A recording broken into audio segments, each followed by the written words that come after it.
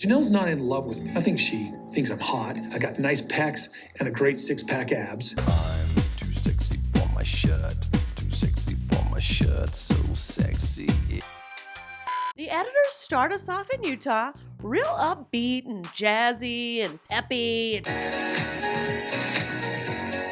It's like, it's a reality show that takes place at a ski resort with a bunch of single ready-to-mingle peeps, and not a reality show following a bunch of fundamentalist Mormons who slowly realize over the course of 13 years that plural marriage doesn't work. This peppy intro reminds me that we haven't seen the family do anything in like 4 seasons. Could we not pay for them all to go get ski lessons or something?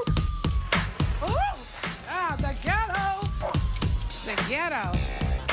Like, there isn't even a show anymore. It's just confessionals and iPhone footage. We're painting at Christine's, and I guess this kind of counts as doing something. And we are reacquainted with what has become the married child couple on the show, as Maddie and Caleb have seemed to take a step back. Who has come up to take their place in the spotlight? Tony and McKelty.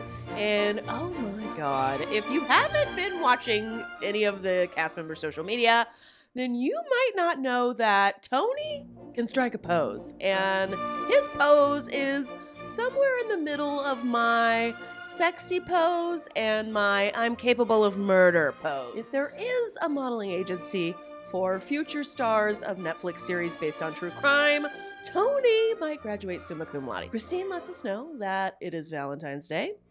We just don't celebrate enough holidays on this show. There's not enough holiday talk. She tells us not only do her and Janelle not have Valentines, but even when they were married to Cody, Valentine's totally sucked ass. Valentine's Day was something that was just always, we didn't know what to do. It's not a real polygamist-friendly holiday. Which is like, this was for sure already a storyline on the show. Like, I feel multiple seasons. How does Cody juggle having 4 wives on one day? And I would just kill to watch their normal day-to-day lives again, like we used to. Christine just continues to slay. Now he just has Robin, so he's probably fine. Oh, that was snarky. Boom.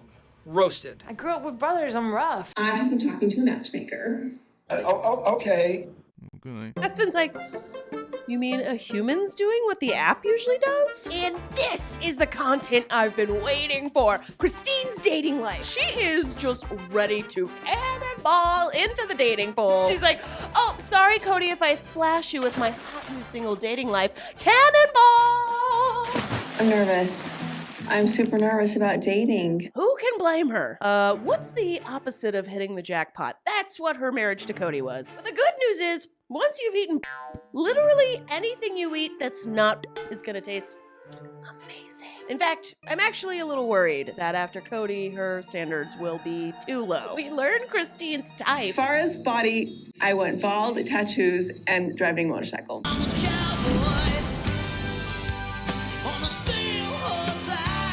Of course, the first attribute she focuses on is, I'd love to know what it's like to be with a guy who's not in complete denial about his hair loss. Like, what's it like to be with somebody who lives in reality, you know? The reality that you have no hair. Christine is done with that. She wants Shamar Moore or some other nice bald man. Not a man-child who names his curls but forgets his kids. And the tattoos would be fantastic, just it's pretty much Cody's opposite, not on purpose, but maybe. I'm just looking for something that Cody never was. This shit is too funny. You know? She's just ripping him to shreds. Can we all just also acknowledge that Christine has known her type for a while now? She's known her type since the day Joe Darger walked into her life. Joe, you look sharp. Thank you. You look so nice. I'm a little surprised. The second she left Cody, Christine didn't call old Joe up, say, hey buddy, got any room in your super organized family for a recently single sister wife? I'm really good at buffing cue balls. I just want someone who's a partner, a good communicator, someone who's funny. What? Cody's totally funny. Remember that time he took his pants off and got into that nuclear waste of a pond? That was hilarious. Oh my God, what is happening? I told my matchmaker everything from being public to being a polygamist to leaving. Can you imagine being a matchmaker? You get a call and it's Christine from Sister Wives. Hello, my name is Christine. You may have seen me on television, or you may know me through my royal fundamentalist Mormon connections. I am currently in the market for a non-pretty boy, handsomely rugged motorcycle poppy. Also, I am an ex-polygamist, and I do have 45 kids. Do you think that'll be a problem?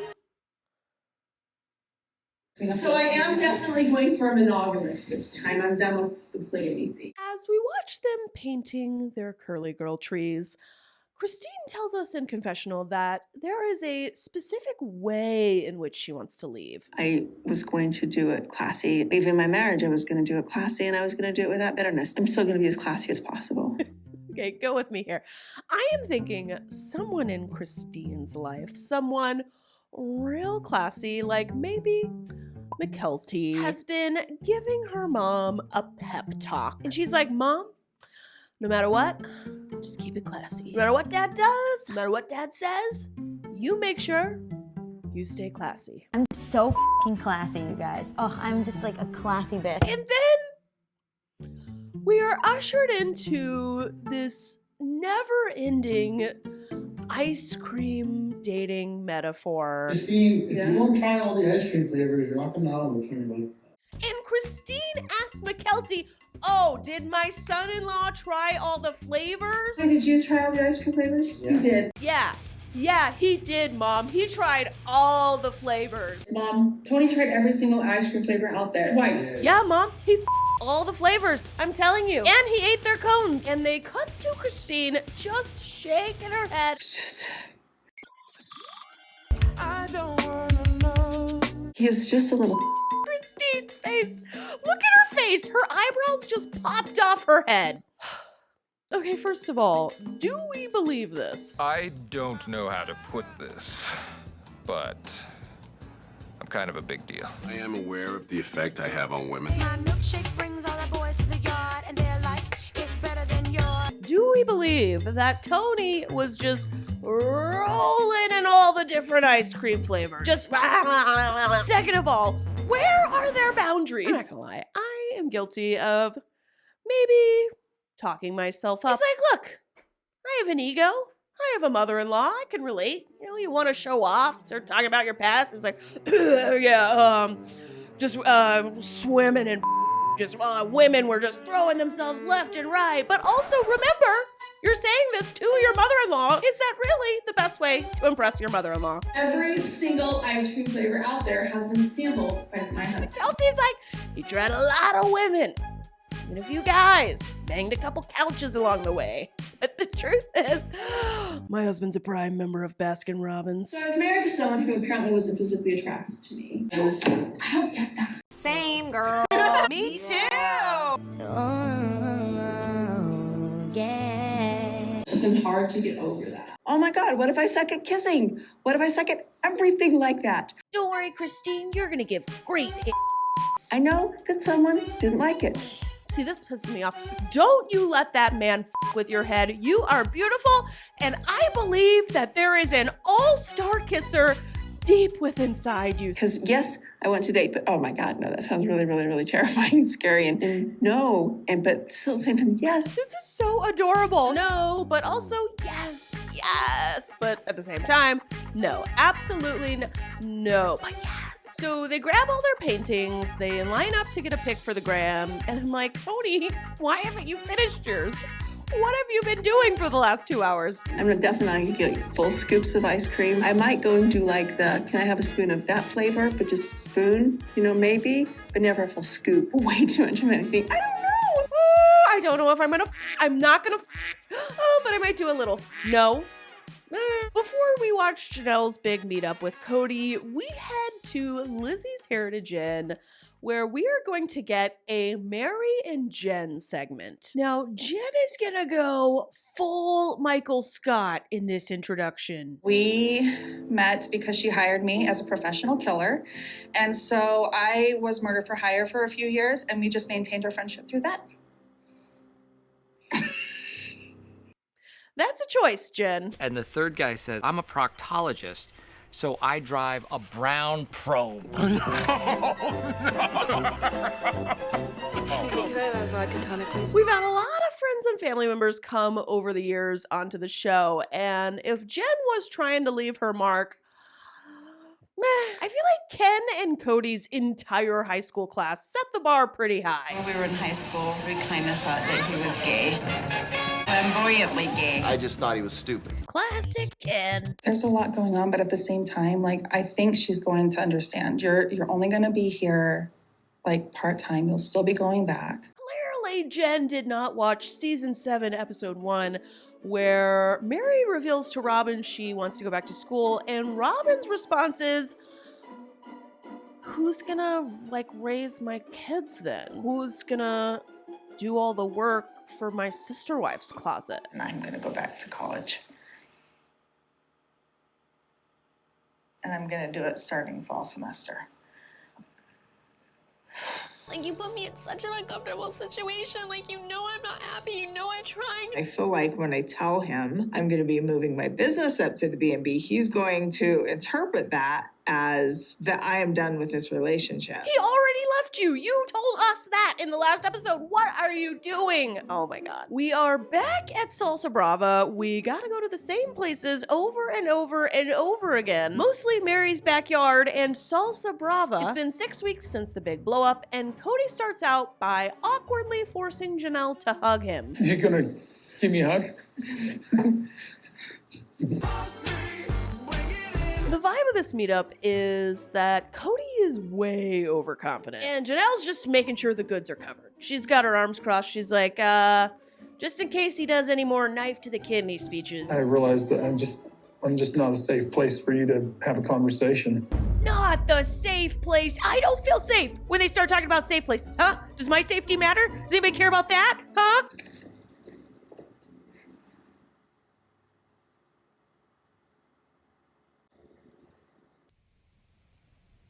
I do think I want to stay separated. Really, you want to stay separated? Really?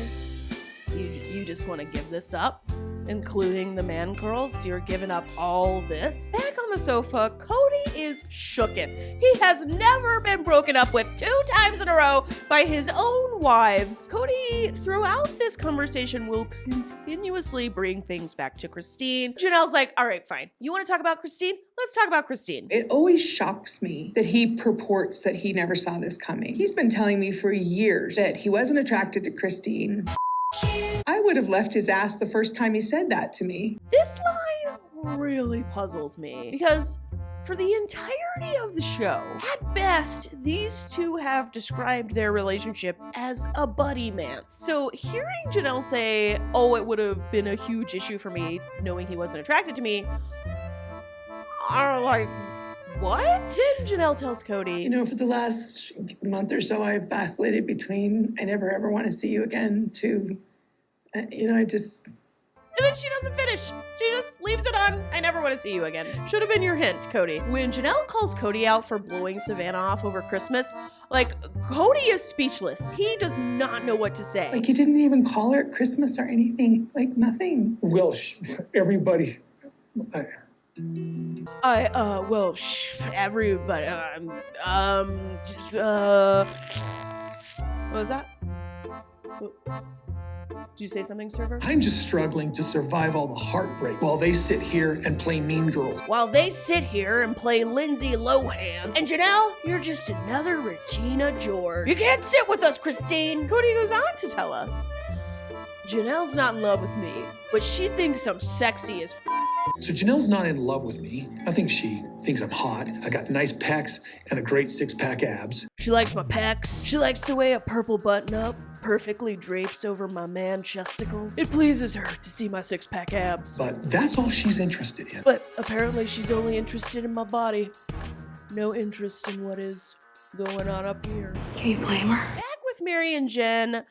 Meri, for some reason, gives us a Business 101 seminar where she's talking about her philosophical beliefs of there should only be one person leading any sort of business project, and we revisit the dynamics around My Sister Wife's Closet. When we were doing My Sister Wife's Closet, Robin should have been in charge. I specifically wanted to work with My Sister Wives on My Sister Wife's Closet. It's like, oh, I didn't want to have to put the work in.